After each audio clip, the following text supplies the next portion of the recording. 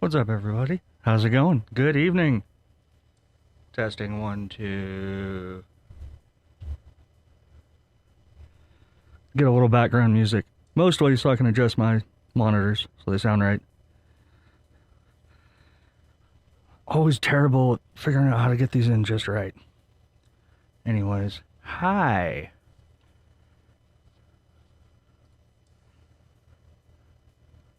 Oh, Twitch wants me to log into my own Streamlabs to chat.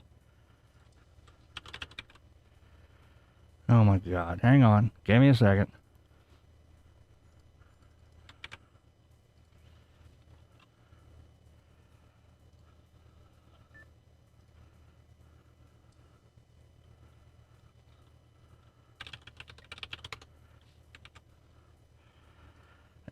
And it's gonna make me two-factor.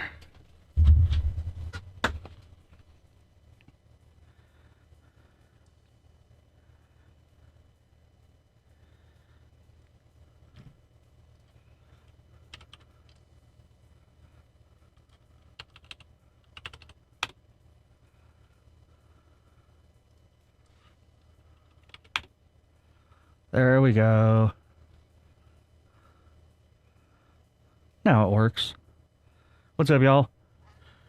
For those of you joining for the first time, this is the Matty Zedcast. I am Matty Zed, obviously. I am a ham radio operator, electronics nerd, solderhead, all sorts of shenanigans that I get up to. Figured I would run for an hour tonight or so. A little late night sesh. I've been itching to get back online lately, and get back on the stream, just because I've been very active in Radio Land. I haven't been playing much over the past couple of years, hence the silence on the stream. But I got bit by the bug again. Ugh. Terrible. Except it's not terrible. Got a nice cup of evening beans here, because I can't drink anymore. And that's fine. It's all good. We're healthy. We're happy. We're doing great.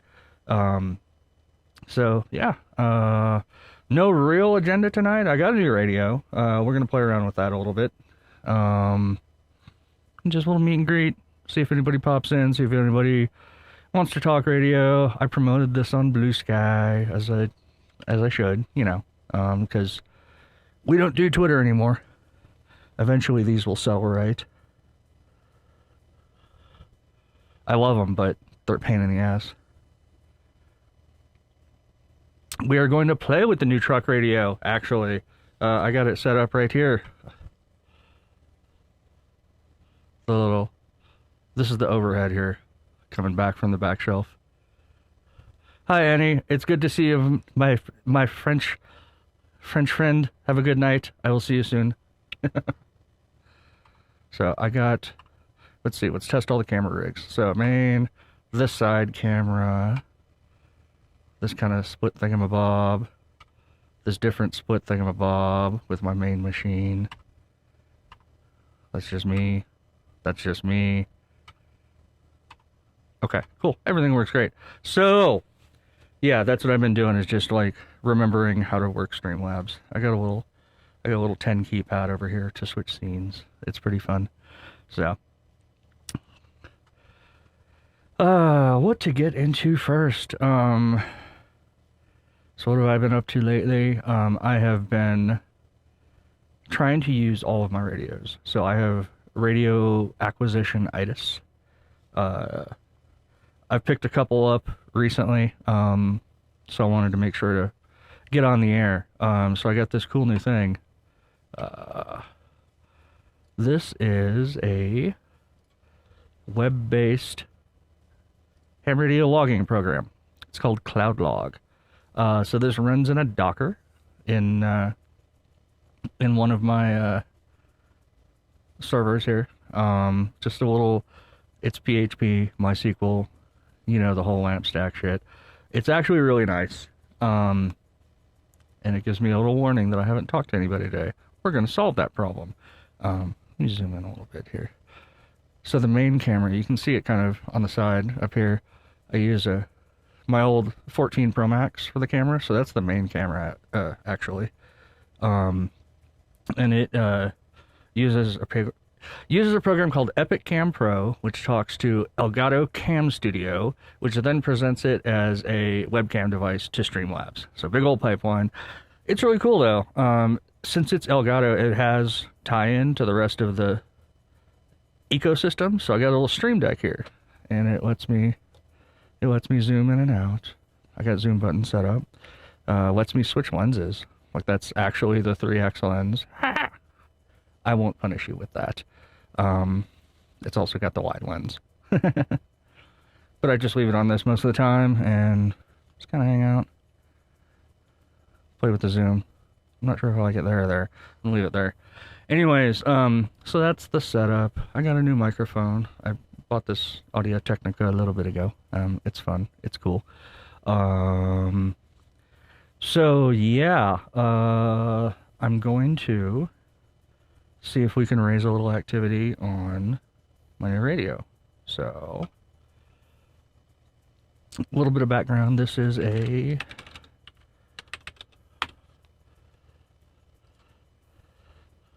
ICOM ID 5100A. So this is a mobile radio. It's dual band, and it's got a neat feature. It has support for a digital network called D-Star.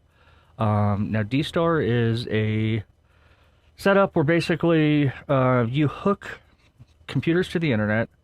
Those computers are hooked up to radios, and then you can use another radio to talk to the first radio. Your signal goes over the internet to somebody else's computer, which then goes to their radio in the end.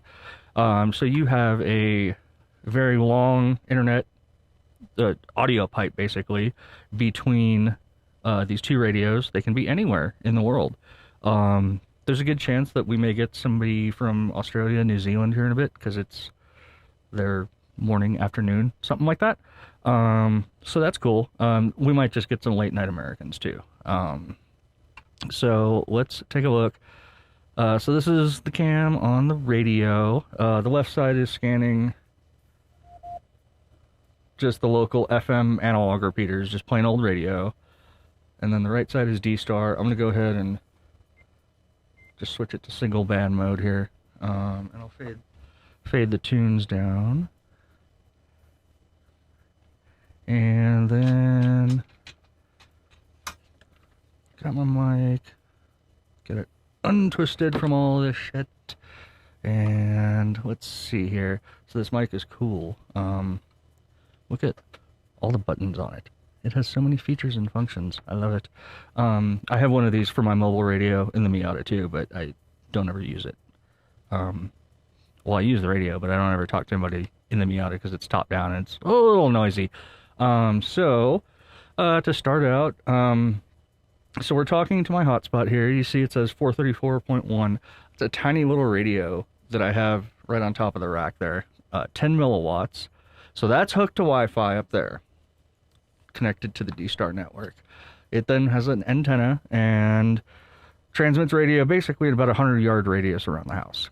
After that, we have this radio over here, which is connected to my antenna outside, my real ham radio antenna.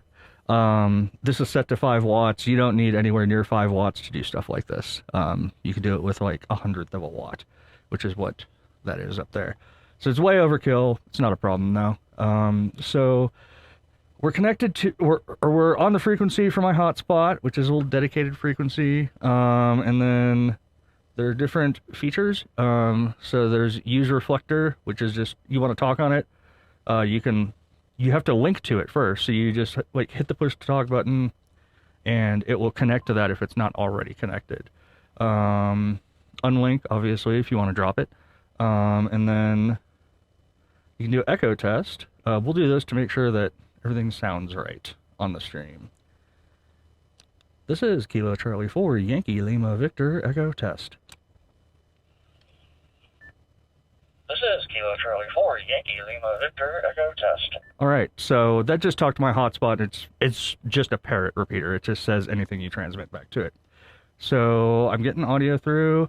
I can just hit push to talk on repeater information there.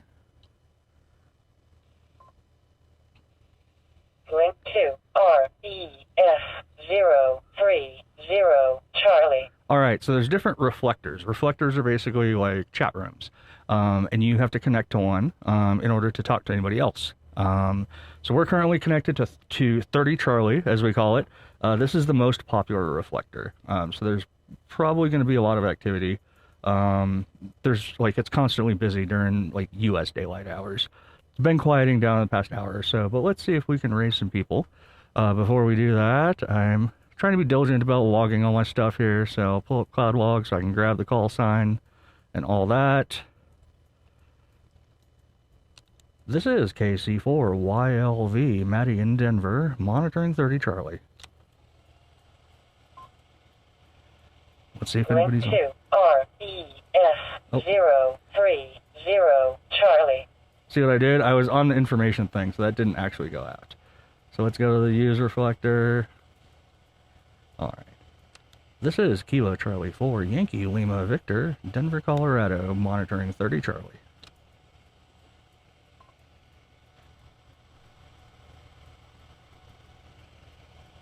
See if anybody's out there.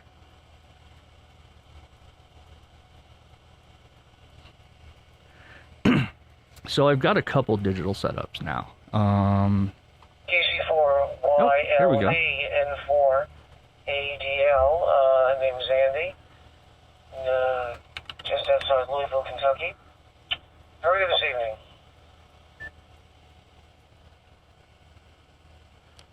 And 4AGL from KC4YLV. Good evening, Andy. Nice to hear you on. A little bit late hour for you, but we always got a couple night owls here on 30 Charlie. We're doing great. The name here is Maddie, Mexico Alpha Tango Tango Yankee. And we're hanging out on 30 Charlie on the west side of Denver, kind of in the foothills, not far from the famous Casa Bonita, if you've ever seen South Park. But figured I'd throw out the call. I'm actually doing a live demo on Twitch for some friends to demonstrate D-Star. So you are live and on the air, so to speak. So give us a little rundown. How you doing tonight, Andy? And what are you running through? Over.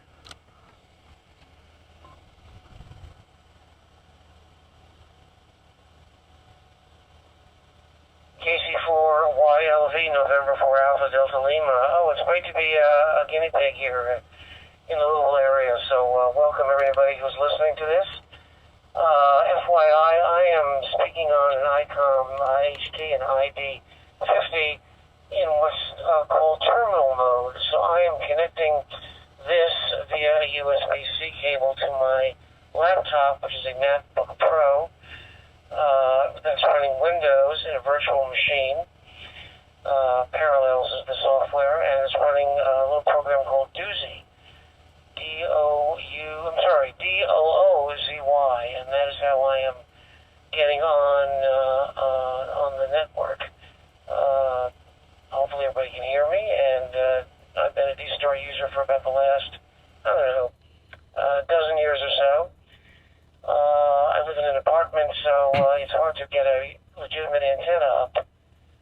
So digital modes are very useful for me in my situation. Anyway, I think that's enough babbling for now. I will send it back to Matt. Again, welcome everybody. KC4YLV and 4ADL. Matt, pick it up, please. Well, that is a most interesting setup. I got to confess, I have never heard of that before. Really neat, though. It's cool that you got a little VM going. I got a lot of kind of computer geeky types watching stuff like that. So definitely piqued my interest. So it sounds like you got possibly no RF going there, which is really interesting. One thing I've been trying to talk about is how you don't even necessarily need a radio. And we've been also going into hotspots about how you don't need a local repeater or anything. As you know, it's, some areas you just don't have any coverage. So it's nice to set up a hotspot and all that. But very cool setup. I am actually pretty much brand new to D-Star. I have an ICOM 9700. Bought it for satellites and terrestrial sideband, stuff like that. I knew it had D-Star, but I never really kind of played with it or even selected the mode. So I'd say about Monday or Tuesday of this week, I fired it up and got it talking to a local repeater. Was not successful in doing any links. Turns out that all of the local machines are not linked to the D-Star network, or rather, they won't let you link. They're just local D-Star repeaters, right? So I fired up the hotspot and wrestled with it a little bit, tried to figure out how to get it working on D-Star. I used a lot for DMR. Turns out it was actually really easy. You just turn the D-Star feature on and configure your call sign.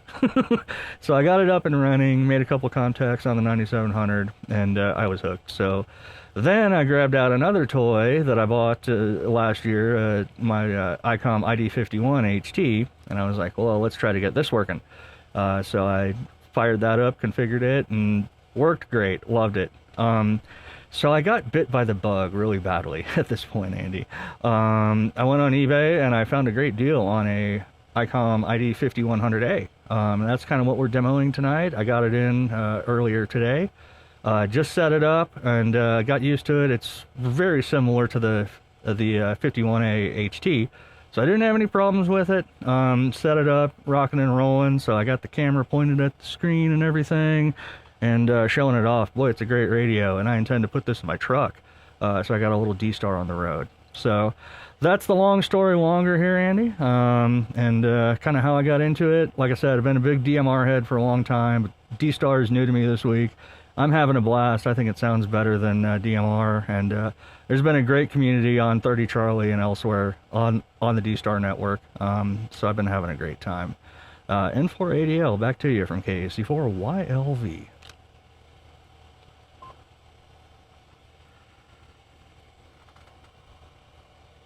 KC4YL, N4ADL. Actually, I own a 5100. I've had it for quite a number of years, using it as a mobile radio, though it's not in service at this particular moment. But it did a lot of operation in what's now a former vehicle, a Volvo XC70.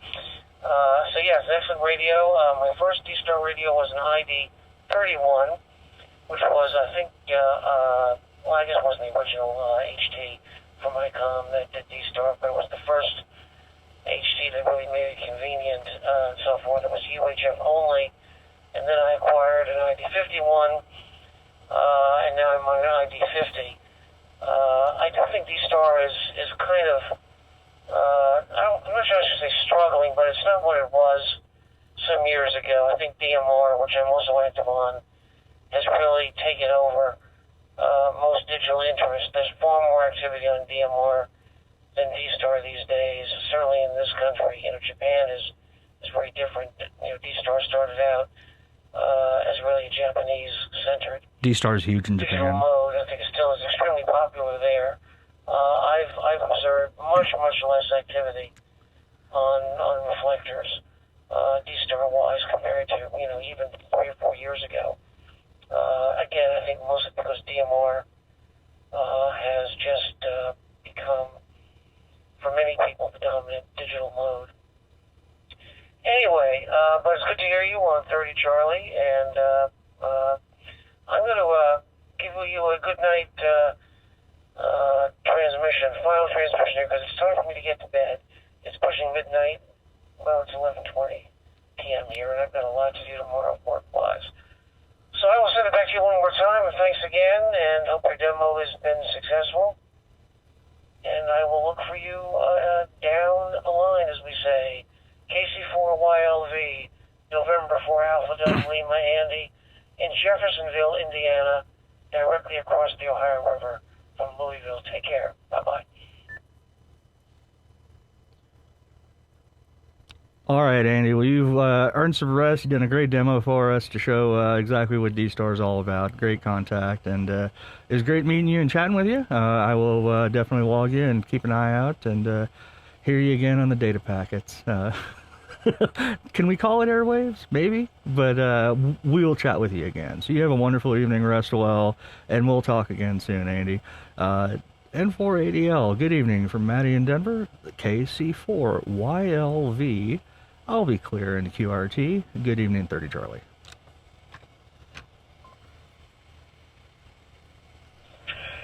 And KL3, Juliet Hotel, listening in. We'll see if some more contacts pop up here. I'll just listen.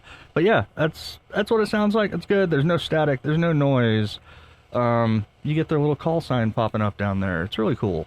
Like he said, this is a pretty quiet network these days. There's DMR, which is the other big network, and it's been exploding lately, mostly because the radios are cheap as hell. This radio, I got it for $300. It sells for like $550.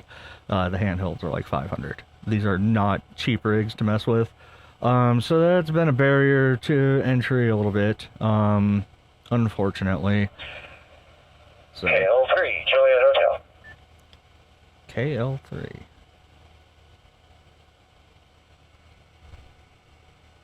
So maybe here in a little bit we'll pop on DMR, because my hotspot will do both, and I can just switch back and forth.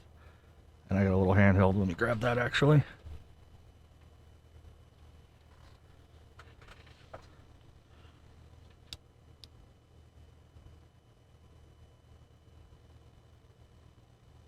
Do I have some battery? Yeah.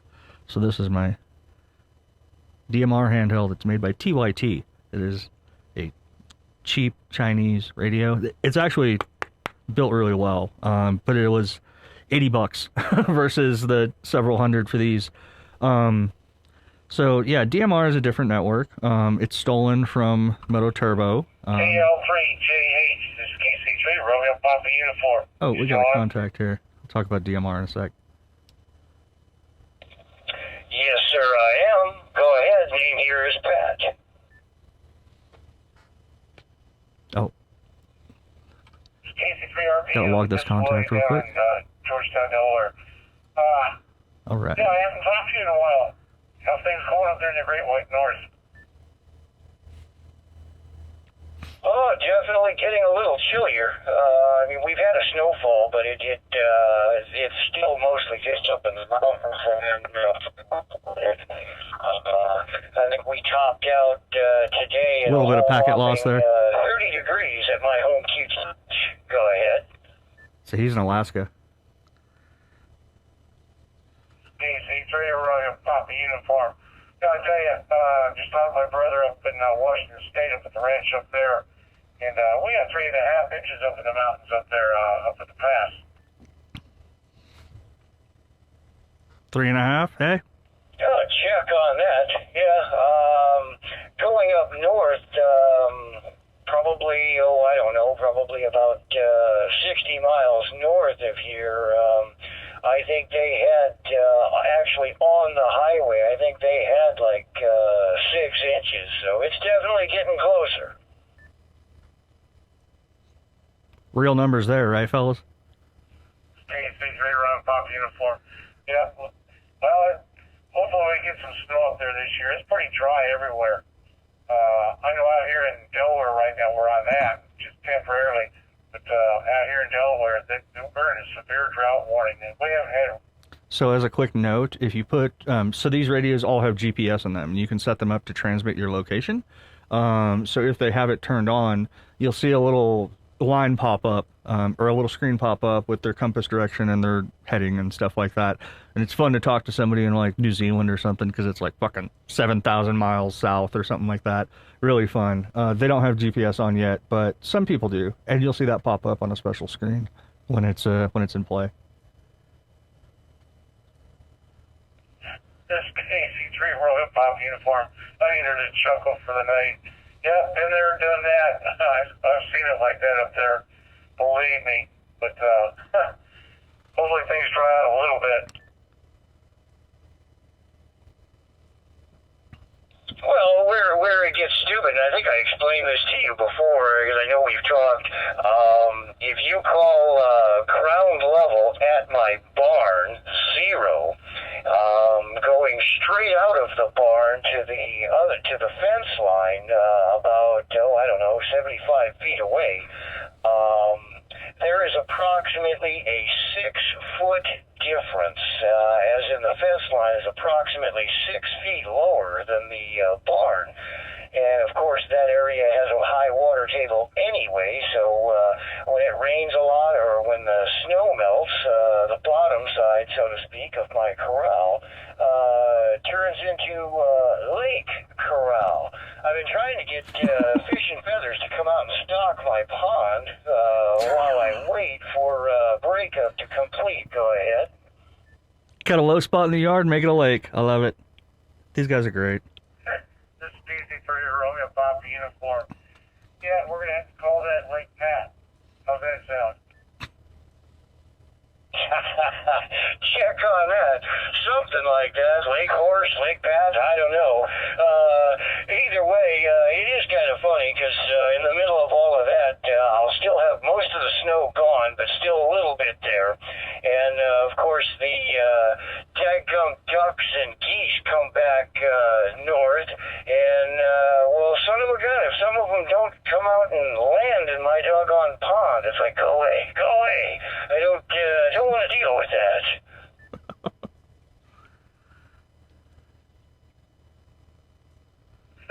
This is Casey 3RP. I hear you. I just thought of a better call. I just thought of a better name for that lake of yours. We'll call it Floating Horse Lake. Check on that. Yeah, like I said, I have been definitely thinking sometimes I have to go get life preservers, and then to teach them how to use it, just tug the little strings so it auto-inflates. Yeah, that would definitely be a riot there, go ahead.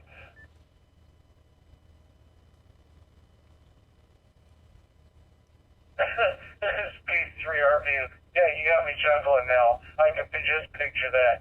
Back to you. I think they're going to go on for a little bit. So I'll kill that, turn up some tunes. So, yeah, there's a little bit of activity. It's a small community. I've talked to one guy down in Florida every day for the past like 4 days. So there's a little community, right? It's small, it's dedicated, but it's really cool. You can hook up worldwide. Anywhere that you can get an internet connection, you can get one of these little hotspots. They're called MMDVMs. It's exactly what I have up on top of my rack over there. $130. It's a Raspberry Pi Zero. That's exactly what it is. You see the Pi there, and then on top, this is called a hat. It plugs into the GPIOs, and it's got a radio on it, and a little display and everything. So you just plug that into power after you configure it, and it provides radio access for your domicile and your immediate area. You can see kind of the UI that it has here. It's very Stone Age. It's a little slow, but you can see here, this is the activity. This is the chit chats that I had here with N480L. It logs everything, so you can see BER is bit error rate. That's how good you're coming across. So I'm 0%. When there's a little bit of hiccups and stuff like that, you'll see some errors here. But yeah, these are really cool. So 100, 120 bucks, 130 bucks, you can get one of these. You plug it in, and then you get either one of these handhelds or the mobile rig, whatever. And you can hook up to these networks. So very cool. Now this is interesting here, this little line. This is the private Goon net. See this DMR TS2? That is the Something Awful Ham's DMR network that we've built up. So we get on a couple times a week and just say hi to each other and check in and stuff like that. So somebody keyed up there and just said hey, real quickly on there. So it's cool because these little hotspots can run multiple modes at one time. So what I'm going to do actually is I'm going to... I've got the they're still talking here, so... Unit, up in the front of the house next to my router, and I happen to be we're going to go to unlink here, and we're going to drop from this network, and then we're going to fire up the other radio. Antenna transmitting through all those walls, just... But you have to wait until they stop talking.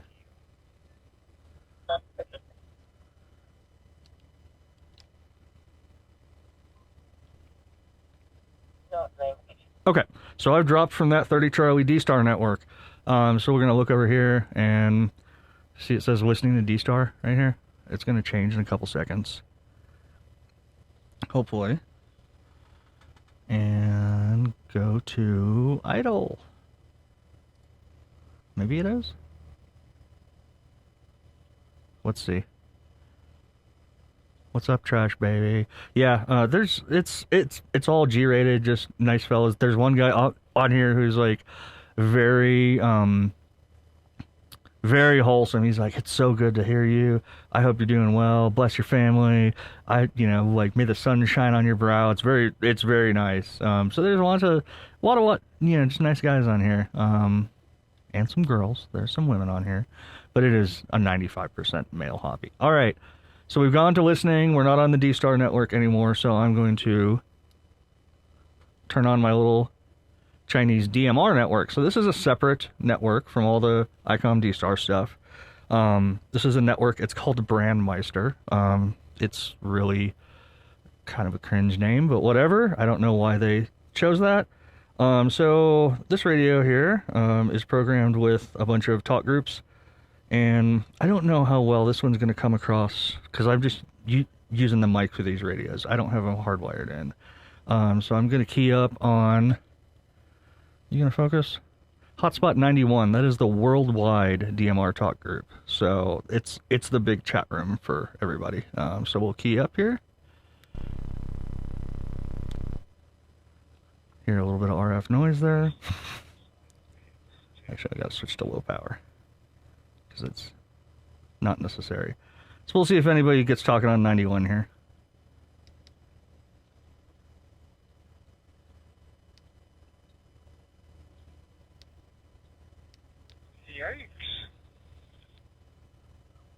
Yikes.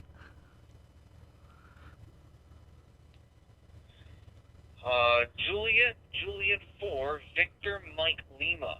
This is Kilo 2, Tango Alpha Foxtrot calling if you're still on 91. Over. Is that coming across at all? Can you hear that? Yikes is right. Absolutely. Yikes. The best possible reaction. K7, Tango Mike. Let's pull the tunes down. See if I can get a little bit on the mic here.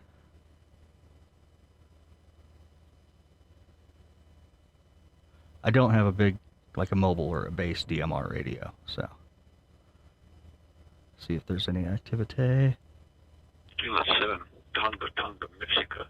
Kilo 7, Tango, Mexico. Romeo 6 X-ray whiskey. Or please, Kim. R6XW, that's Russia. Romeo 6 XW, Romeo 6 XW whiskey, K7 Tango Mike. This is Tim in Phoenix. Hey man, have a great evening. I don't want to hold up the frequency. I was just going to say hi to anybody that was out there. So Romeo 6 X-ray whiskey, K7 TTM, Tim in Phoenix. So have a great night, my friend. 73s. I'm on the side listening. Yes, Tim, thank you very much for your answer. Yes, this is Romeo 6 X-ray whiskey. A very good night, I think. Very good, between very good evening, very good night. Okay, my name is Leonid, London, Echo, Ontario, Nancy, Denmark. My region is North Caucasus. So, raining and temperature plus 8 degrees centigrade. Thank you very much for this quiz. So I wish you all the best. Good luck with that. Stay healthy and well, Tim. I'll be happy you and your family as well. 73s, bye for now. K7, TTM, Romeo 6X, whiskey. Bye-bye.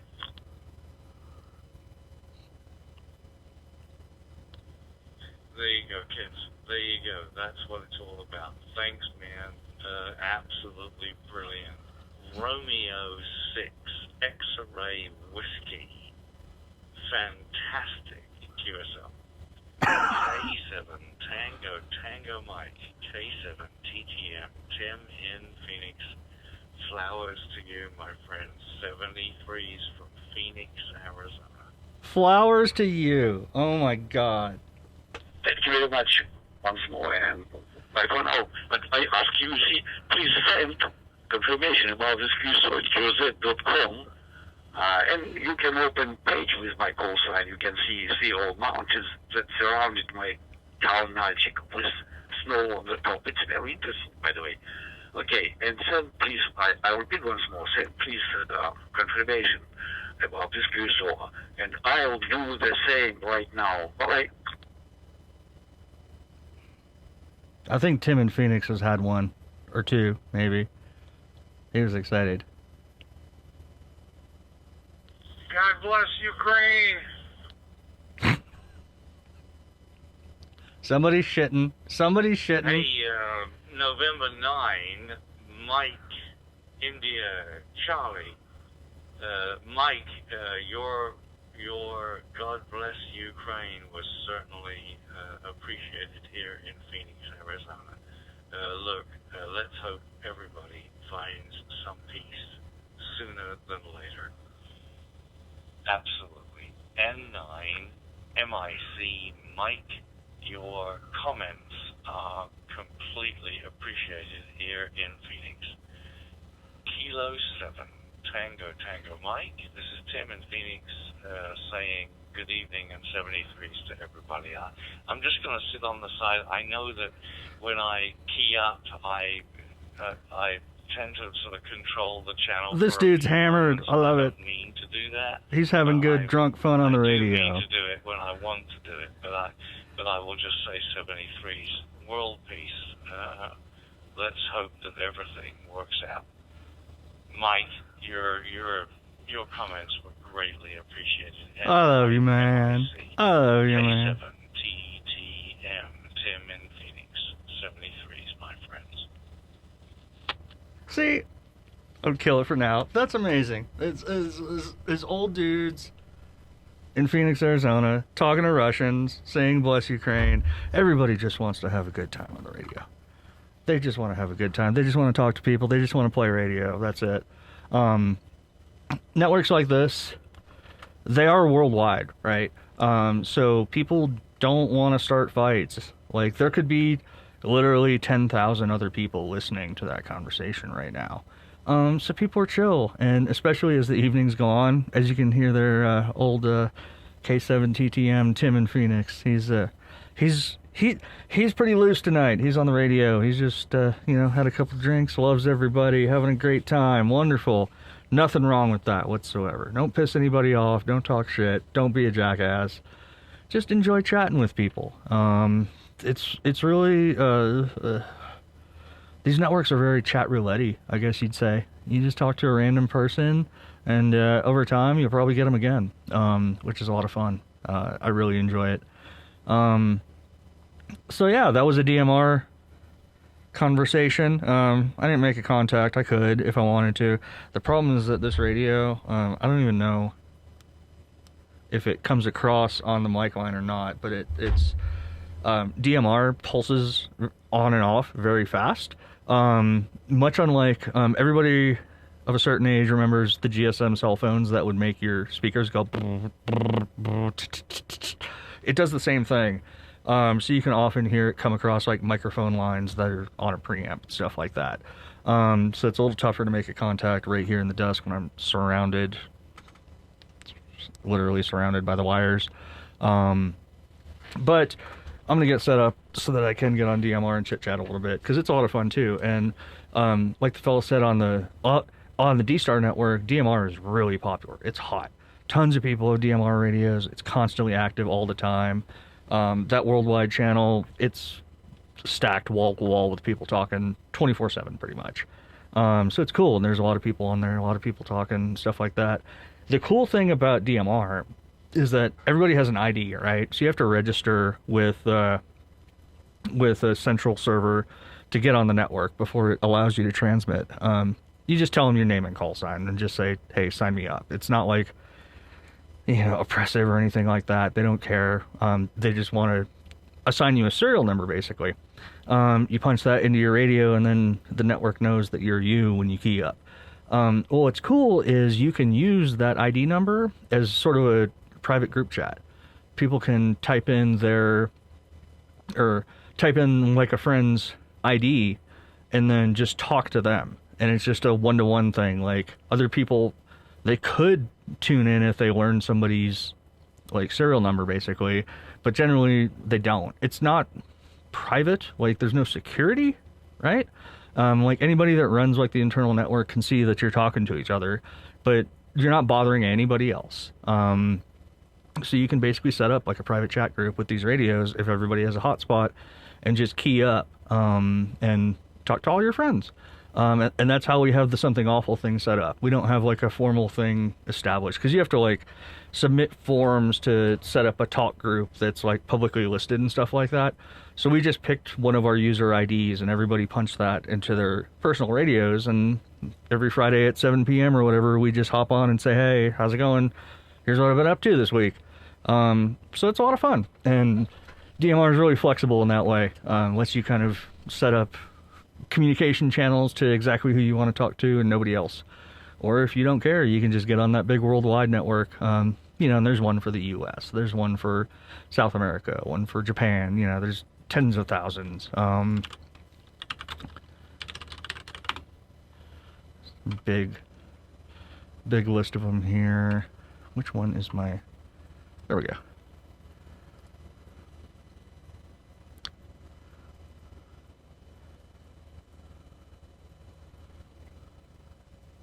...168 pages of this. So there's like thousands. So I'll probably break my thing. So yeah, you can see here, worldwide, Europe, North America, blah, blah, blah. And then every state has one.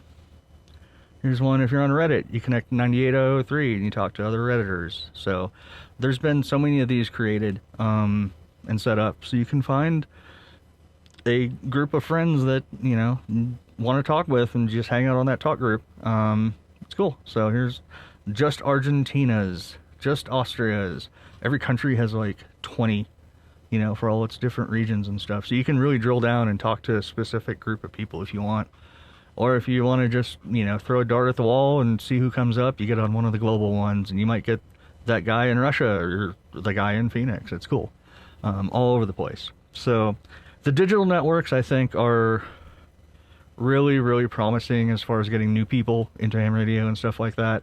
People say it's not real radio and stuff like that. And to a certain extent, they're right.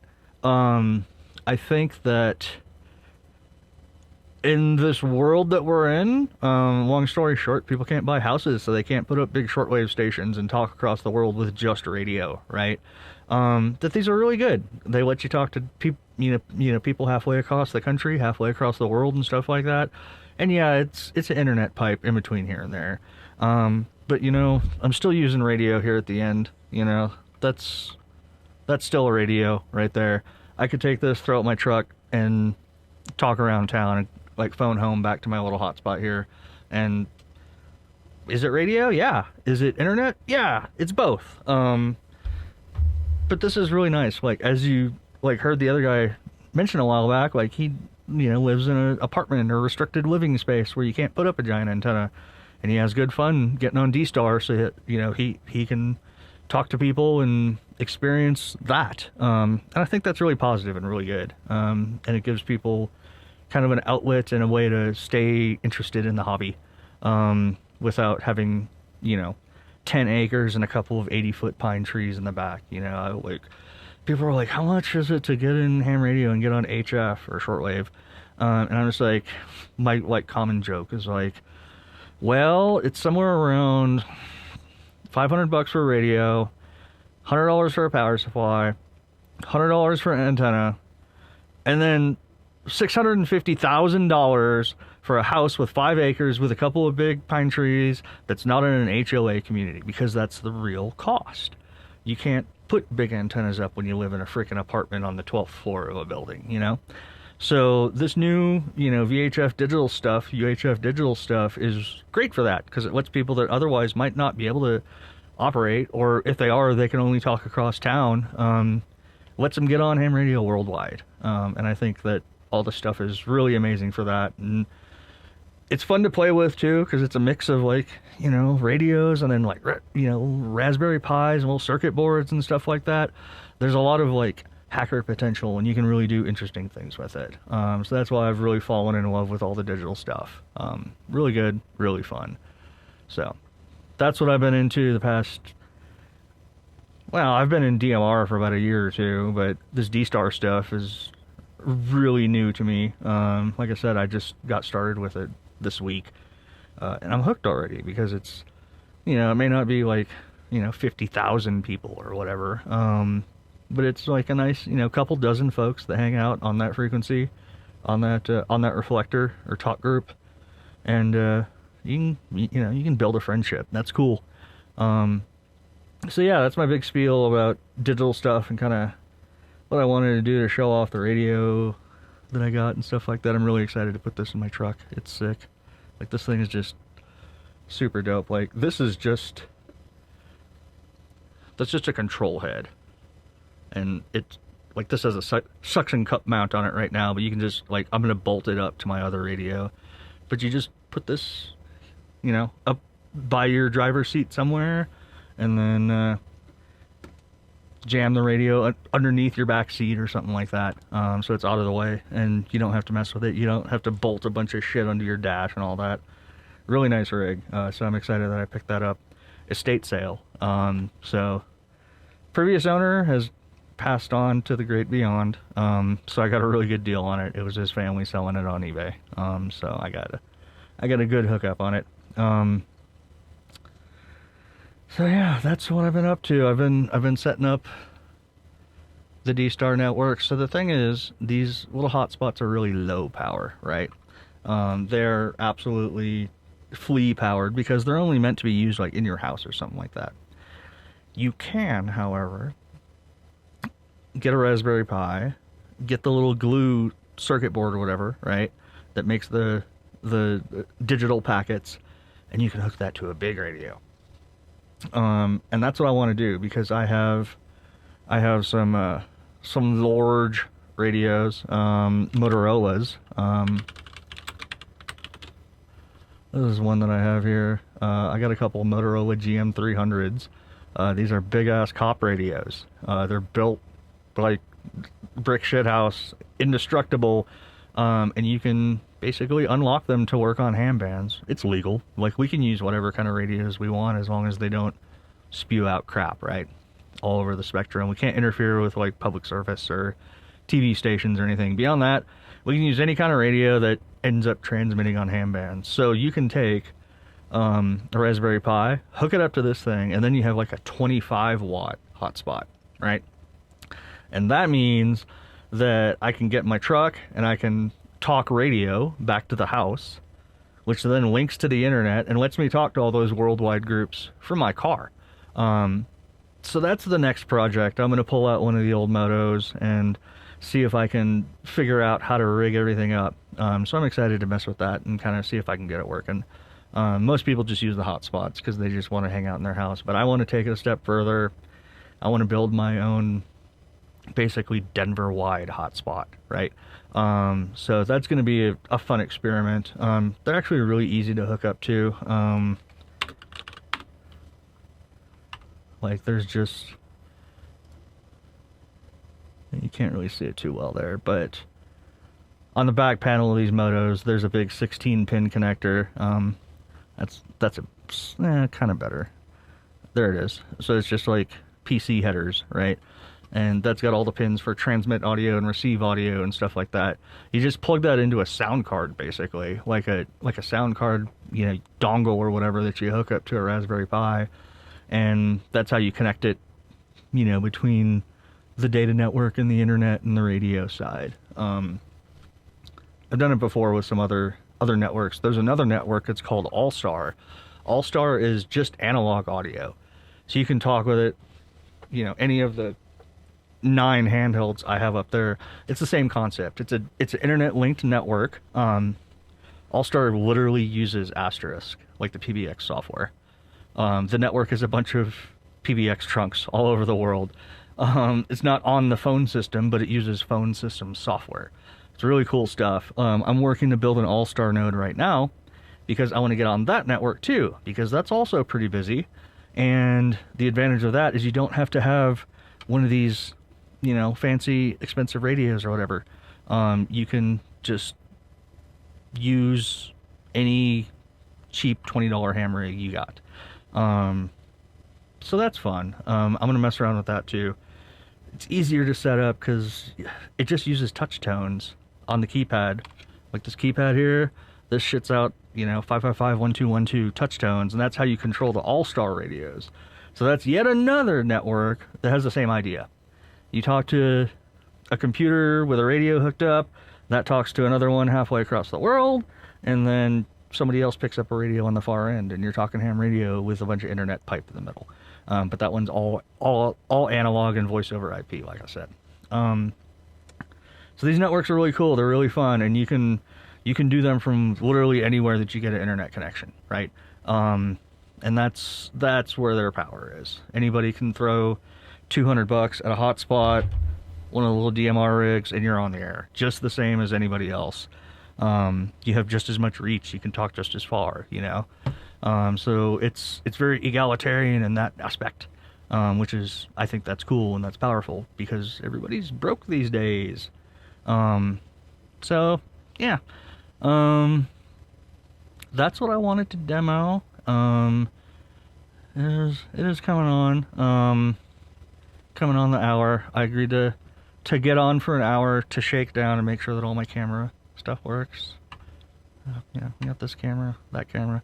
The lighting difference is so dramatic because the iPhone camera is so good that it looks, very pro and very studio-y. And then I go to this. This is just a Logitech 922 on the side. So it's kind of interesting how they all kind of appear a little different. I got to tweak some of the lighting settings and stuff like that. It's not really that dark in here, but my freaking monitors are blasting so much light it's pulling out the white balance. So that's why this looks best, most likely, because there's no monitors in view. So, anyways, I guess we can keep going for a while. I am going to actually... Nargle is staring at me. I need to give her nighttime can. So I'm going to actually take 5, and then we'll do a little shortwave goofing off here. Here in a minute. I'll run for a bit longer. Yeah, give me like 3-4 minutes, and I am going to feed my kitty and hit the bio place, as we say in game, and I will be back, and I will go ahead and adjust here. We will look at a... Oh no, that camera's frozen. Well, I can fix that. I think. Maybe. Maybe not. We'll play a little shortwave for a bit after this break. I'll be right back.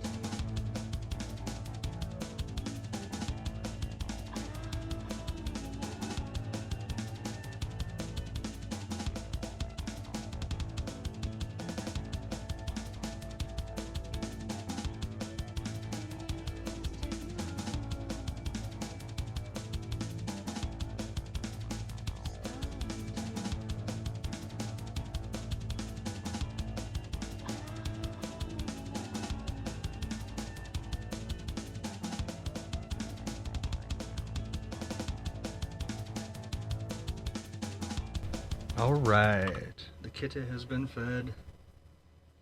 Turn up my noise gate a little bit because I don't have to micro radio anymore. So yeah, before we do that, let's see. So that froze at 9:33. The joys of using a bunch of consumer webcams. Let's see if I can fix this. Real quick. Background tunes while I troubleshoot. Let's see. Properties. Deactivate. Reactivate.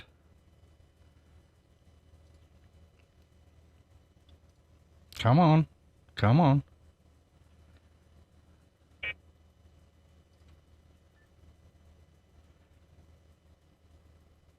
Did it work? Yes. Okay. All right. We're back. Huzzah. All right. So what I'm going to do is I'm going to aim it at a different radio. You can see here. We're using this radio. This is my ICOM 746. It does shortwave and VHF. First radio I bought when I moved to Colorado. I had an old piece of crap radio for like 15 years, 20 years. And I treated myself with this. It is a tank. Great knob feel, as they say. Just a nice big radio. So I've got newer ones. I got fancier ones, but I've been hanging out with this one this week to see what it's like. So I guess what we'll do is we'll just take a spin and we'll see if anybody is chit-chatting. So I'll pull up the feed here. So this is a digital mode called FT8 right now. It's just people talking back and forth, and it's very annoying to listen to, so we're not going to listen to it. But it's a keyboard kind of chat mode. So we're going to do a quick spin through here.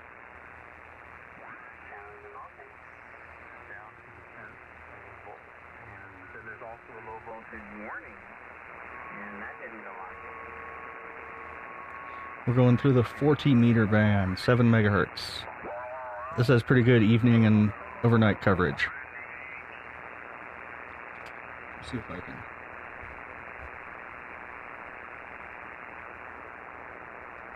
And it's noisy. That's what shortwave sounds like. Static everywhere. Once we get a big signal, that noise goes down. Let's see if anybody's chatting.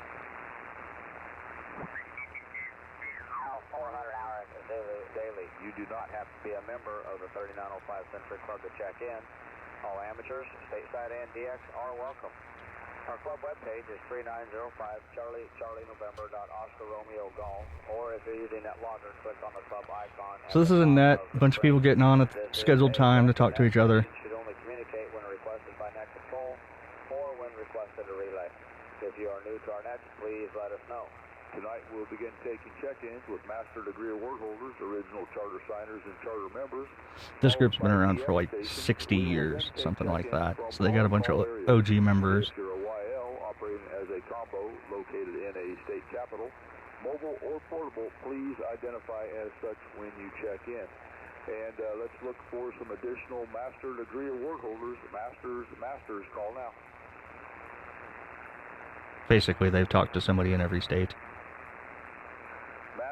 Masters, call now. They'll do general check-ins here in a sec, and you'll hear like 90 people. So the knob I'm messing with here is the noise reduction. It cuts out that static, but it makes it sound like an old school cell phone. If you'd like to join the Century Club 40 meter late net, call now. You just adjust how much you can tolerate, basically. Masters, original charter signers, charter members, or DX stations, or any relays on any of those. So we'll save this memory. And click memory, and then we'll spin and see if we can find anybody else. We can come back to that. That net isn't too exciting to listen to, honestly.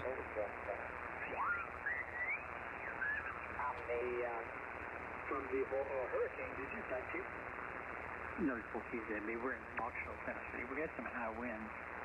And the swing in the trees, that's one of my antennas, but I got that kind of back up. It's not fixed.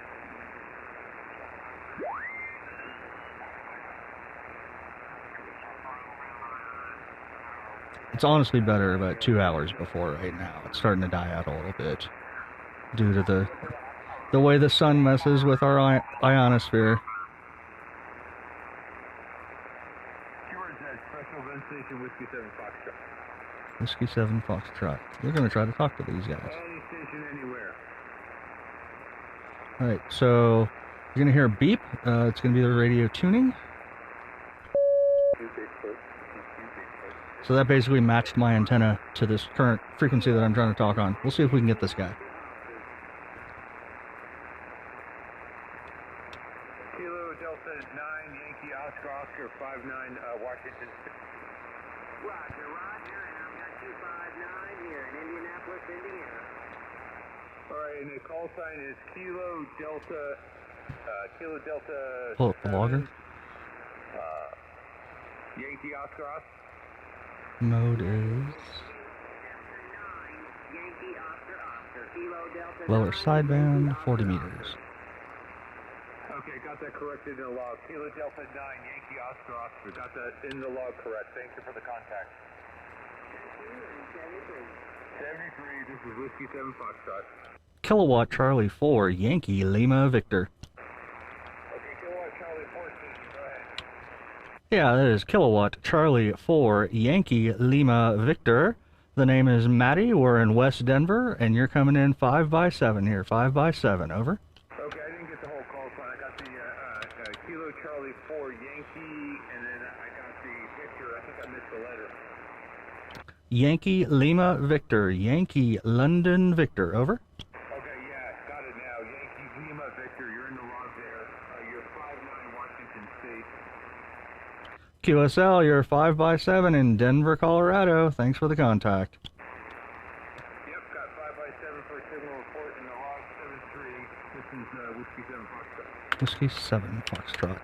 So the 3-letter call signs are a special event station. You can apply for one of those for a special event station. Not sure what they're doing. We can find out.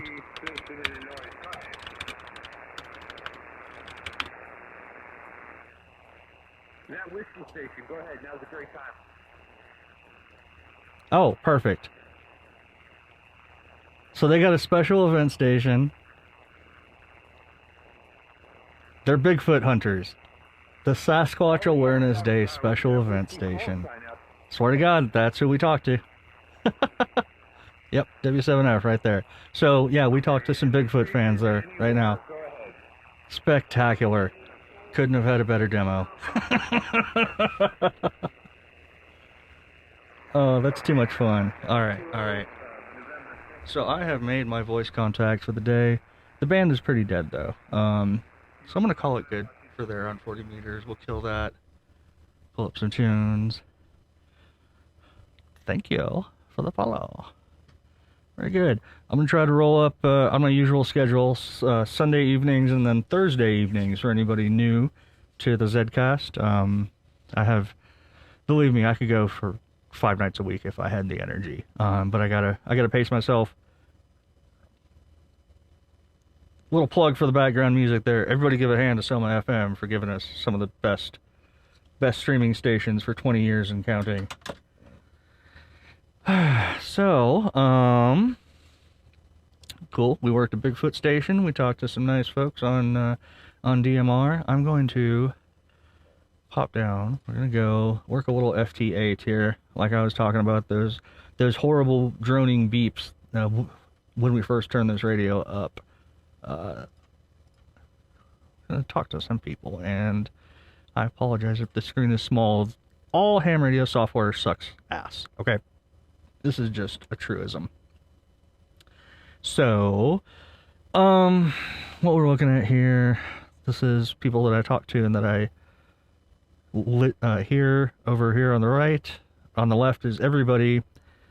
So this is it's called a waterfall here. This is basically it goes down over time. And I think I can... 3, 2... There we go. So this is going to fill up over time. Newest is at the top, and then it scrolls down to the bottom. And you're going to see a bunch of little bands, a bunch of little hot spots here and there. And those are signals by other stations. And when you see one, it's going to pop up here on the left side of the screen. Now this works every 15 seconds. The transmissions are actually about 30 seconds long, or 13 rather. But every 15 seconds, you either listen or you transmit. And you basically flip a coin. There are protocols on other situations where certain people talk they say on the evens, which is 0 and 30 seconds. And then some people talk on the odds, which is 15 and 45 seconds. Doesn't really matter here. You just flip a coin. So every 15 seconds, we're seeing some new call signs come up here. The ones in green are people calling CQ. They want to make a contact. So we're going to try to grab some of those people. Before that, I want to check my power. And I got about 15 watts going out right now. This mode is cool because it's usable with very low power. It's another one of those things where it helps hams that don't have the best stations make contacts. You can get on this with 5, 10 watts of power, relatively low powered radio, stick a little 10-foot antenna at your apartment balcony or something like that, and make contacts all around the world because it's very efficient. And we use basically the same approach as we use talking to Voyager space probe and stuff like that. 13 seconds lets you send about 14 characters, so it's like 1 character per second, we'll say, ballpark. As a result, the signal is decodable at very, very weak levels. You'll see numbers here like 2, -3, -14, -11. That's relative to the noise level of the channel. So like this station right here was 15 decibels below the noise level that my computer's listening to right now. This can go down to 24 or 26 decibels below the channel noise level. Like things that you can't even see here hardly will come across and you can make contacts with them. So that's exactly what we're going to try to do. We're going to let this go one more thing, and it's very easy to operate that. So this guy is running Parks on the Air. You see the CQ POTA? That's a program where people go to a state or national park and they play radio and you can make contact. You just play Pokemon, basically. You try to contact as many as possible. So we're trying to talk to him right now. W7GUS from KC4YLV there. And we're going to listen and see if he comes back to us. And after you double click on somebody, see, there we go. So he gave me a signal report of -0.4. That's pretty good. I'm giving him a report of -0.2. So we're both very hearable by each other's stations. I've been working on my HF station a lot lately, so I'm getting good reports, able to talk to a lot of people. So he's sent back the signal report. I'm in a little bit here, so he said RR73. That means that we got signal reports going both ways. Pops up the little window. It says, do you want to log this contact? Yes, I do. And that's it. I just talked to a guy up in, let's see, where was he? DN44. So that's a grid square. We look things up by grid squares. There's a whole system. I'm in Delta Mike 79. So he is in, where was he? Delta November 44.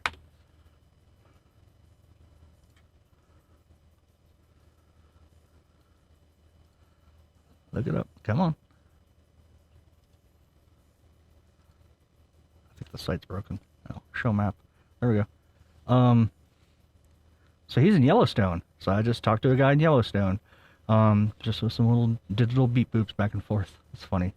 They hit their API limit on their Google Maps key. That's why that pops up. So he's somewhere in there. So, kind of cool. And then we go back. We pull the program back up again, and we'll look for another contact. Make another one. Might as well. So the little progress bar here, when it hits about 13 or so,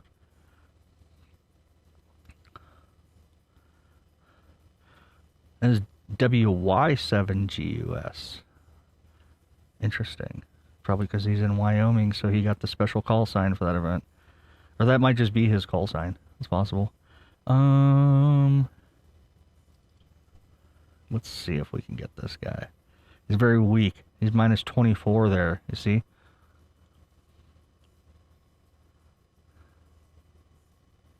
We'll see if he can hear us.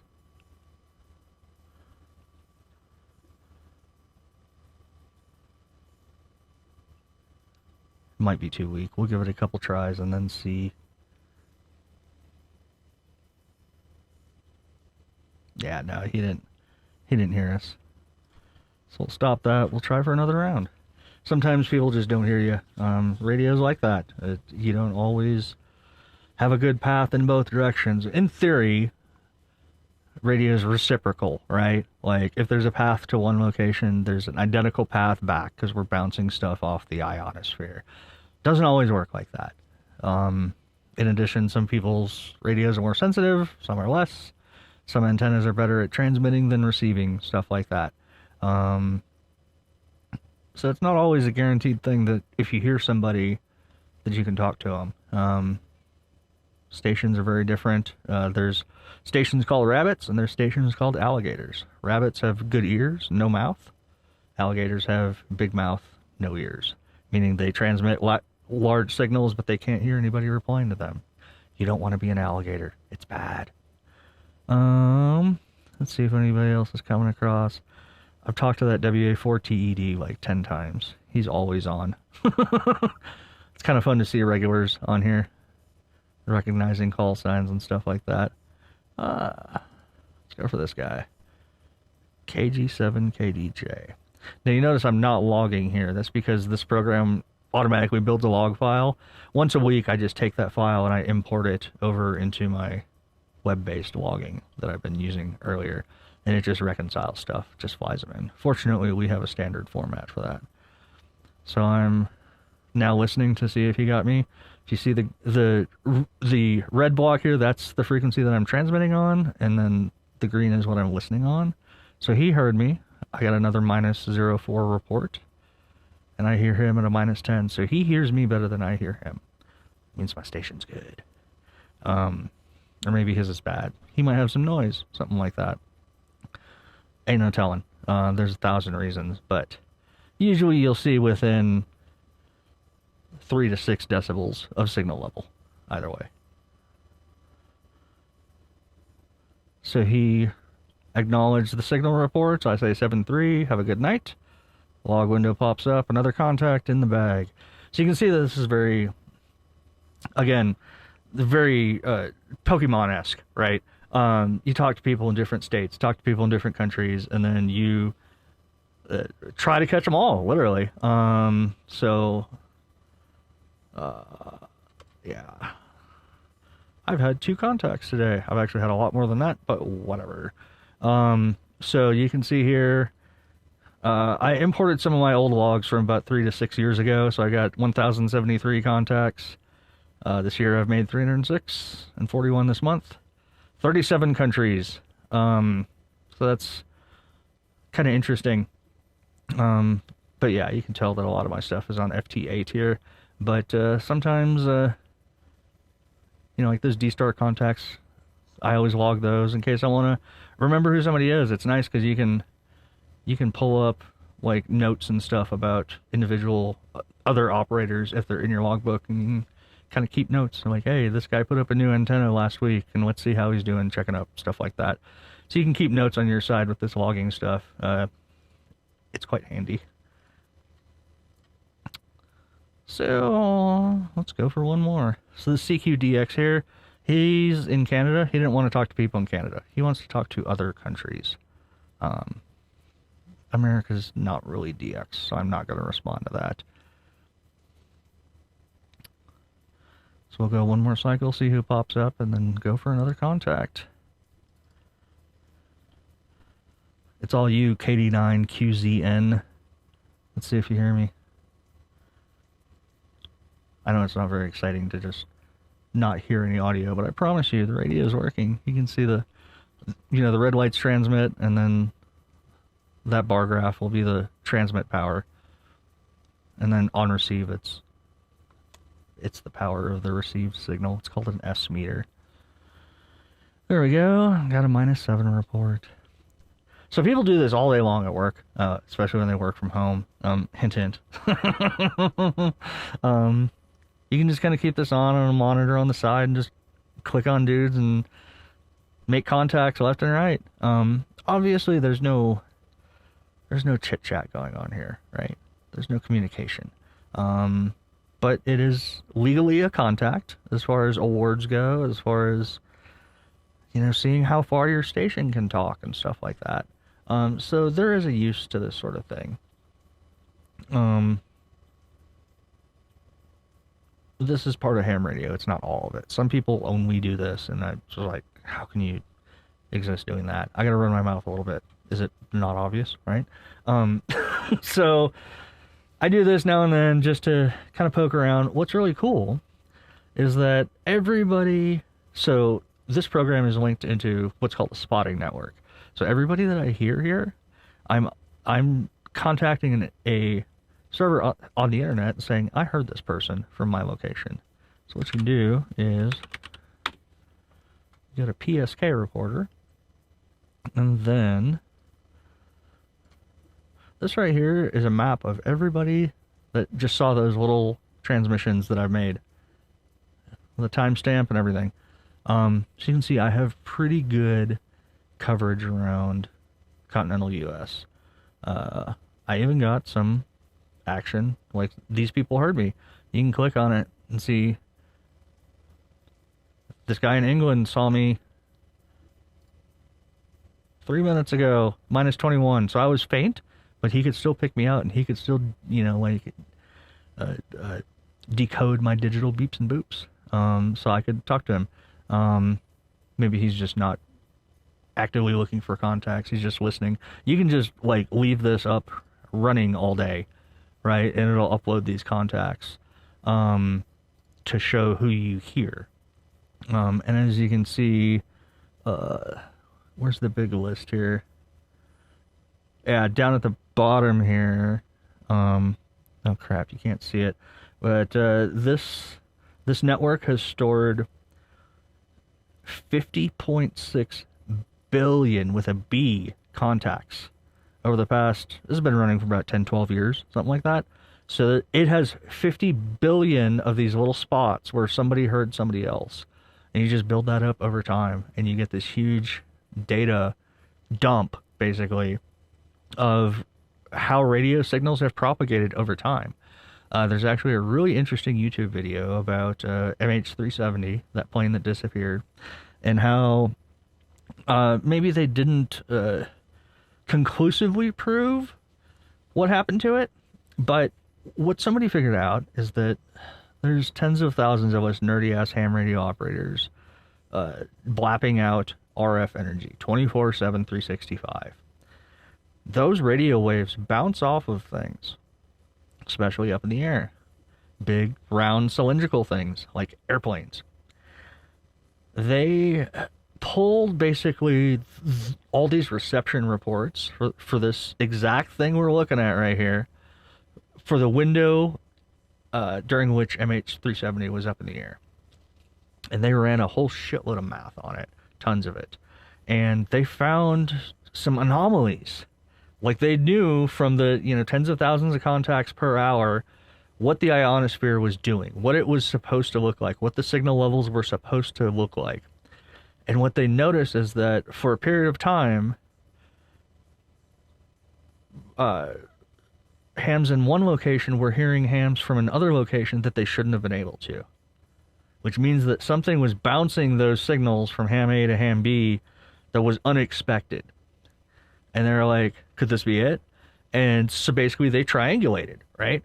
They took a bunch of data and said, okay, these people over here heard it during this period. Let's just connect the lines and do some trig and stuff like that. And they landed exactly on the flight path of MH370. That plane was bouncing these super faint radio signals in a weird way that, because we have 50 billion of these reception reports over the past decade, we knew that that was weird. So ham radio operators were literally able to track MH370, post facto or whatever, like way after the fact, years later, just by pulling up the database for those 50 billion things and say, hey, let's look at this 35-minute window when this plane was in the air. And they found weird signal reports that shouldn't have been there, and they tracked it all down, and it's like, okay, so it went over here. And they were able to nail it down to I want to say between 50 and 100 miles of resolution.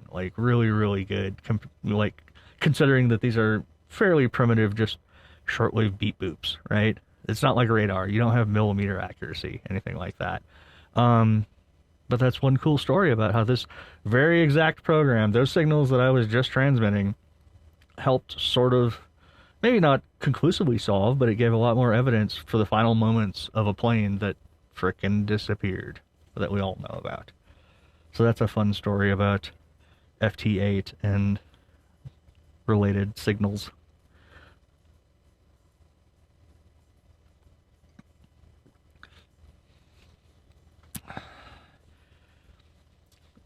Long story short, they can do a lot. You can literally intentionally do it with so these signals, I'm on the 40 meter band, and we classify the frequencies we operate on by the wavelength. So one, up down cycle, it's not physically up down, it's like higher energy, lower energy, right? But one wave of this is 40 meters in length. If you go shorter, planes turn into really, really good mirrors. There are hams that operate up on the 10 gigahertz band. Okay, so half the wavelength of Wi-Fi. It's called the 3 centimeter band because the waves are 3 centimeters from peak to trough. The cool thing about microwave bands is you can get really directional antennas, right? You can get a dish, and it's a frickin' laser, as opposed to my antenna, which just kind of generally farts it out in every direction equally. The shorter the wavelength, the more directional antenna you can use. So you can get a couple of guys operating 10 gigahertz from, it's all line of sight, right? So if two people can see the same plane in the sky at the same time, you can bounce a radio signal off it quite reliably, actually. I had a project that I always wanted to do here because I'm basically directly under the western approach path for DIA for Denver Airport. So I'm constantly have planes on a nice clear path right over, and they're coming right over the middle of Denver, like from west to east. And I always wanted to get somebody, 15 miles to the north or south, right? And be like, okay, let's just aim dishes up at this flight path.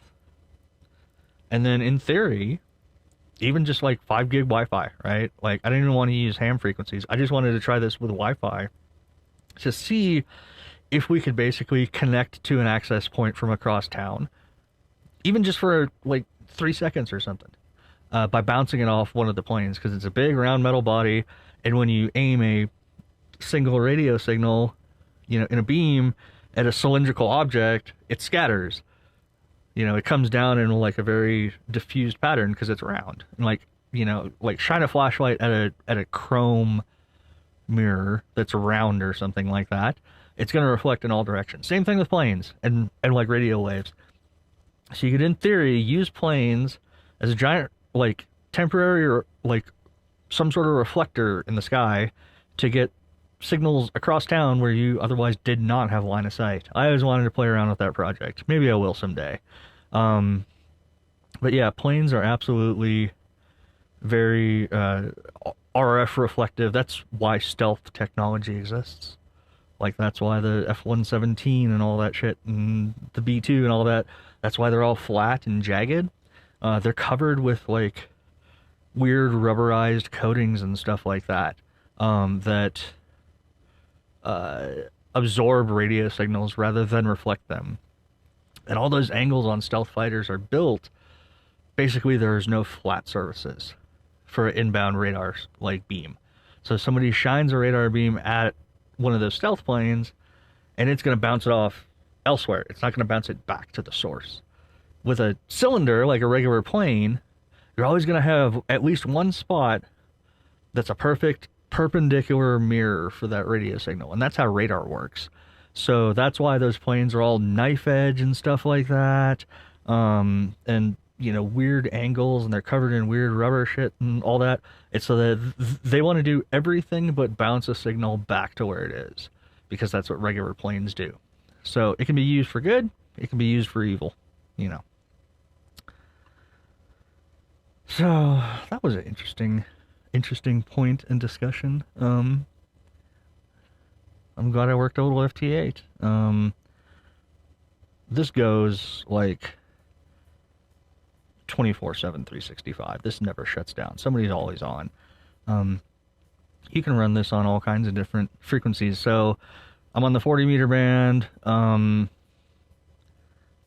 I'm set up for almost all the shortwave bands. My wire antenna is very high up in a tree. It's very large. I can work just about anything. So how it works is these lower frequency bands. So lower frequency, higher wavelength, or longer wavelength, right? It's an inverse relationship.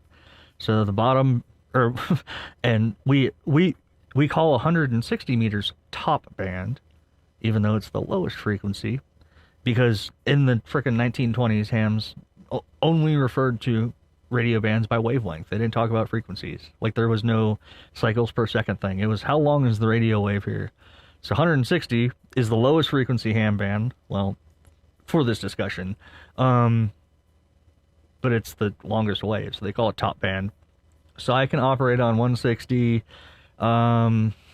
basically all of these up to 10 meters, which is the highest frequency and thus shortest wavelength shortwave band. And you may ask, why do they call it shortwave? These waves are all huge.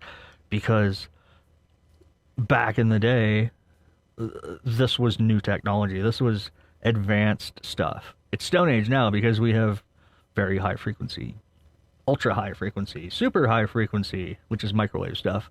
But they didn't have the tech for that back in the like post World War I era. So they called it high frequency because it was relative to the current state of the art there. Hams were given all this garbage spectrum, basically. They didn't have any commercial use for these bands back in the day. Because people wanted local, like, AM broadcast radio and stuff like that, right? That's what people were interested in. They didn't care about trying to bounce a signal halfway across the planet at a certain time of day, which is what you have to do with this stuff. So this is the 20 meter ham band. This is twice the frequency and half the wavelength of what we were just talking on. I'll tune it up here. Now this is late at night, so there's a good chance that we're not going to see any signals, but hey, actually there are some.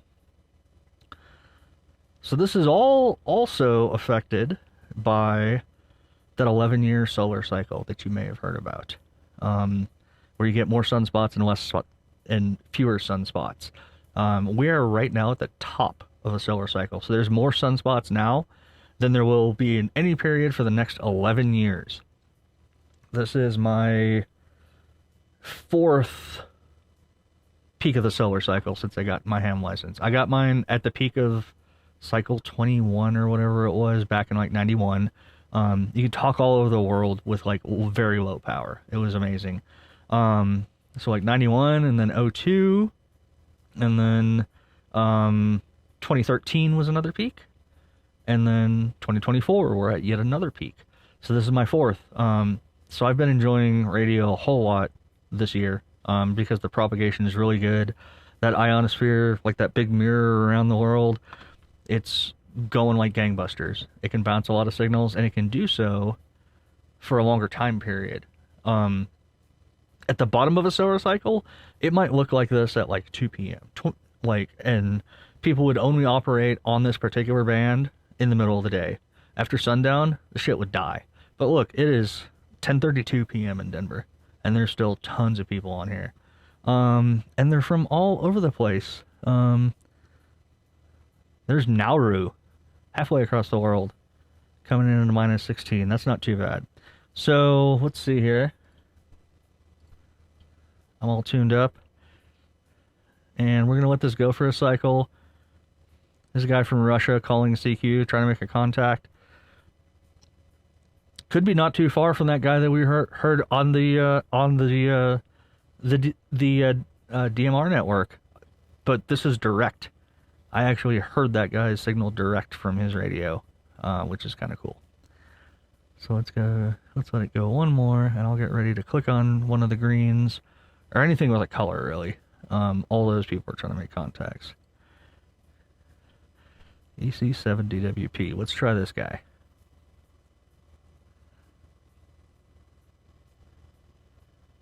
Again, about 15 watts of power, not too much. You can hear the RF getting in. I got just RF energy bouncing all around this spot. Let's see if I can get this dude. Got him. So minus 24 at the bare limit.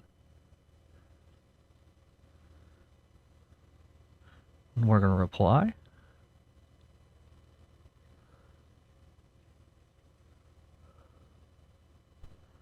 And I turned the power up just a little bit there. I just want to land the contact, basically.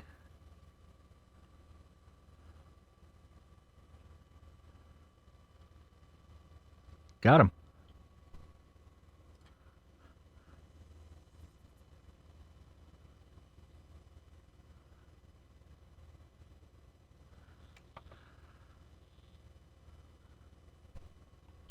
All right, so that's done. Let's see where he was coming from. Nice thing is you can just Google any call sign, and the top result is always going to be their page. Spain.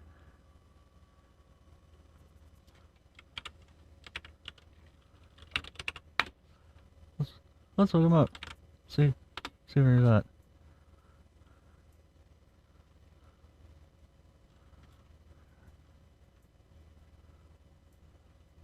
I don't know Spain, but okay, so there he is, somewhere in southeast Spain.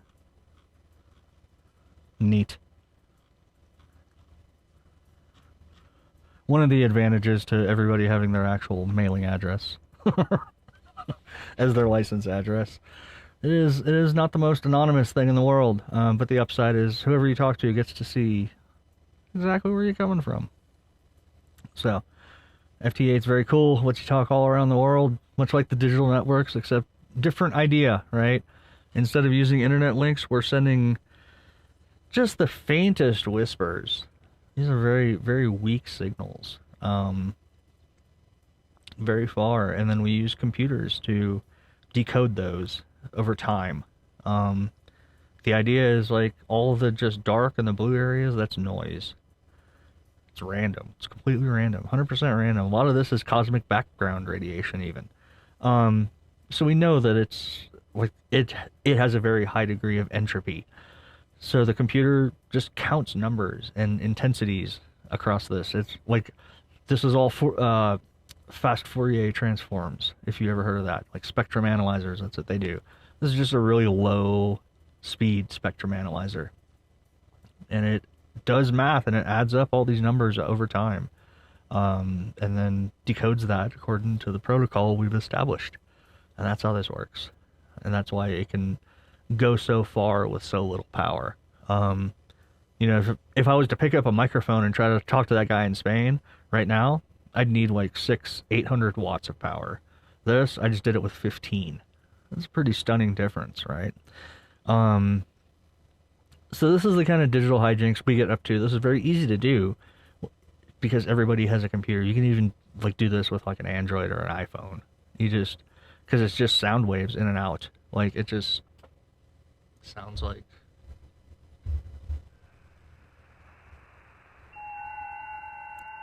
All those individual whistles, those are individual stations.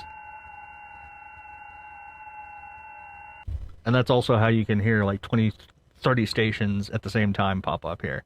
Everybody has their own little narrowband, and you just stake out a claim. Like, say I want to transmit there, I transmit there because nobody else is transmitting there. So everybody just kind of arranges themselves in a quiet spot and then build up. And then everybody else can, you know, like monitor 20 or 30 of these at the same time in one. It's basically telephone quality, like phone quality, like 300 hertz to 3 kilohertz is generally where we work. And you can shit this out with any ham radio. You don't need something special. It's not wideband. It's very efficient. So this is cool stuff, and it's become the predominant way that we're kind of pushing the art in the past 10, 15 years or so. Really figuring out how to enable people to do more with less, talk farther with less power and stuff like that. There are some keyboard chat modes as well that use the same idea here to basically have a very slow keyboard to keyboard, like IRC type conversation. They literally took this, and instead of having like a fixed sequence of back and forth with the signal reports and the 7.3s and all that, they just said, what if you could just type whatever, and it chopped it up into 10 character chunks and just transmitted one of those every 15 seconds. Takes you 3 minutes to type a sentence, but you can type a sentence and get it across the world with a low power radio and a shitty antenna with nothing else required. That's really cool stuff. And that's like, we could not have done it before the advent of like high CPU computers and lots of processing power. Even though this only takes like 2% CPU, you can run this shit on a Raspberry Pi. It's fine, no problem. So yeah, okay. Very cool. I didn't expect to run this long, but I've had a blast of a time. So I think we're getting ready to wind down here. I need to get ready for work in the morning. Everybody boo, boo. But I got to make the money so I can buy the radios so I can run the Zcast, right? Yeah, there's some good boos. Hell yeah. So tonight was late. I was planning to actually get on like an hour and a half before I did, something like that. But if you are all having a good time and interested in this, I got the bug again. So I definitely want to continue on with this. I got back here on the bench. This bad son of a bitch, USB microscope. This shows up as a webcam. So we're going to break open the soldering iron pretty soon. We're going to build some things. We're going to fix some things. I got a pile of busted electronics that I'm going to start fixing on stream. In addition to just, good old playing radio, and kind of teaching people about it. So I do appreciate everybody joining me. I did not expect literally anybody to join tonight. I was just going to basically dry run it. But y'all have motivated me and inspired me and gotten me excited to do this all again. So yeah, I will definitely get down with some soldering gear. I've got, my first project is going to be this beauty here. This is a power meter and an SWR meter. SWR is basically how well your antenna is matched. Every ham has one to figure out if their antenna is the right length, basically. This thing, look at the beautiful 60s design on this. I love this thing. I picked it up for $5 at a Hamfest. It's got a couple dead components in it. So what we're going to be doing is cracking this open, and we're going to be repairing it. And then mailing this off to another Yaspos Goonham who needs a nice large power meter for their station. And that's going to be kind of the theme of it for this season, so to speak. I've got a bunch of stuff around here that's either perfectly good and I don't need, or needs minor repair, and I don't need it around, because I'm trying to move in the next 6 months. So we're going to be going through the back stock, going through all this old stuff, fixing what we can, mailing it out. I don't sell this stuff. I don't sell radios. I don't sell gear. It's a horrible pain in the ass and people get pissed off. But if you give things away, people can't bitch. So we're going to be doing a little bit of gear giveaway and stuff, and I'm going to just be going through my enormous back stock of radio equipment, getting it back in fighting trim, and then redistributing to the masses. Hopefully get some people on the air. I want to hopefully spin up a giveaway on Blue Sky. Basically, pick a Skeeter from, you know, I'll start a thread or something like that and be like, hey, if you get your license and, you know, just DM me your call sign or email me your call sign, I'm going to send you a radio, and just pick somebody. Kind of encourage people who might not otherwise get on the air to get their license and study up and learn about the hobby and the basics, and then I will literally shovel gear at you because I've got too much. I'm a bit of a hoarder, but the thing is that I know how to pick them. I'm really good at a ham fest. You give me $300, I will fill a truck with good stuff and not buy crap. So I've got all kinds of cool stuff here to give away and kind of promote things. So yeah, that's the plan. So in the meantime, I'm going to urge everybody, if you have any questions, any thoughts, anything you're ever curious about, no question is too basic, no question is too dumb. Yes, there are dumb questions. I'm not going to play like that. But I will happily entertain any and all of them. So we're going to roll on Sundays and we're going to roll on Thursdays. Evening hours, I'll probably end up starting around 9 p.m. Eastern, 6 Pacific, once I get in the regular group of things. I just, like, this first session here, I was like, okay, so at the last minute, I realized that my phone that I use up here for the main camera, it was connected via USB, but it was not charging. And that thing ran down to 0% and shut off. And it went doo-doo-doo-doo. And I was like, why don't I have a main camera anymore? Oh no! So I gotta get a new cable for that because it was a little flaky. So I sat here with, like, sitting on my hands for an hour waiting for my phone to charge so I can use it as a camera. So worked out the bug, started late. I appreciate everybody bouncing in here. I'm going to update my Twitch page with a schedule, and I will be promoting on Blue Sky, not X, formerly Twitter. We don't do that anymore. We just don't, folks. We really, really don't. I really love to zoom in on the 3X lens. Anyways, thank you everybody for tuning into the Zedcast. I'm your host, Matty Zed. At Johnny290 on Blue Sky. You can just message me on Twitch too if you're interested. Love you guys. Thanks so much for making it a fun time. I ended up talking way more than I expected to. Thank God I had some coffee. Yay, coffee. So now I'm going to be up for 3 a.m. planning the next sesh. But we're going to be rocking and rolling. Everybody have a wonderful evening. Thanks for tuning into the Zedcast. Hopefully we will see you Thursday, 9 Eastern, 6 Pacific. It's a date. Y'all have a great night. Bye.